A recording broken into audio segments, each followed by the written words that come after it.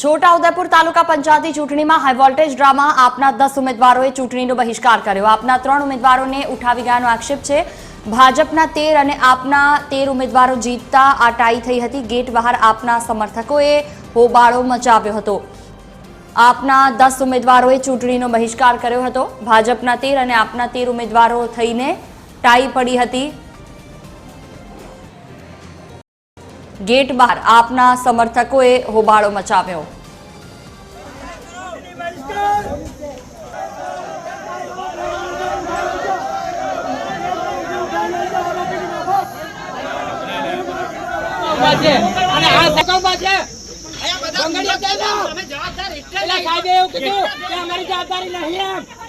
लाल shirt पहरीने जोड़ामां उभा छे અને આ સાહેબ બી હતા આ વર્ગીમાં નથી એ બી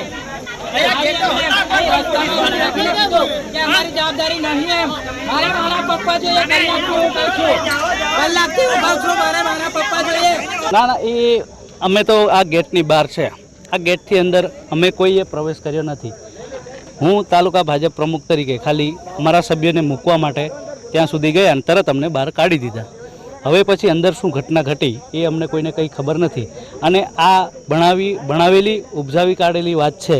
અને બીજી વસ્તુ એમનું જે અંદર જે જૂથવાદ ચાલે છે એમનું જ બધું આ કાવતરું છે અને એ ભારતીય જનતા પાર્ટીને બદનામ કરવા માટે આ બધી કાવતરાઓ કરી અને ખોટી ધતિંગો ઊભી કરે છે। બાકી એમને મતદાન કરવું હોય તો એના સભ્યો અંદર બેસે।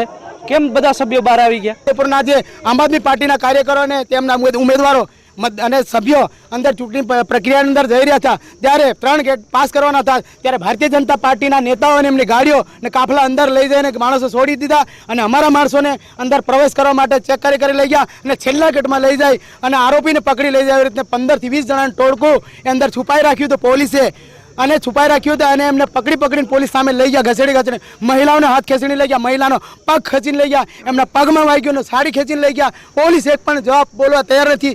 આ કઈ લોકશાહી છે? આજે ચૂંટણીમાં આવી રીતે થતી હશે દેશની અંદર?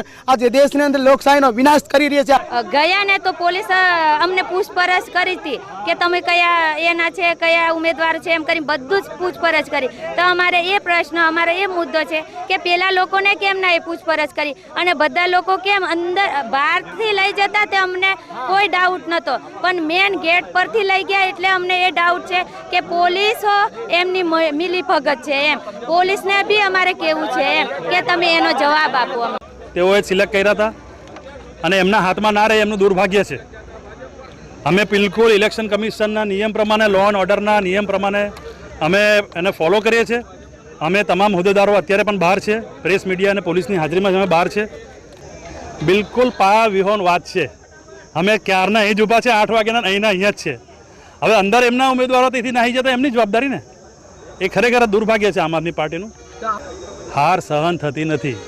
તમે વિચાર કરો આમ આદમી પાર્ટીના કાર્યકરો જ્યારે આમ આદમી પાર્ટીના હોદ્દેદારના ઉપર જ્યારે કેસ કરી શકતા હોય ત્યાંથી તમે સમજી શકો છો કે કેટલી વિભિન્નતા છે, કેટલા વિચારોમાં વિભિન્નતા છે અને કેટલા અંદર લડાઈ ઝઘડા વિવાદ છે।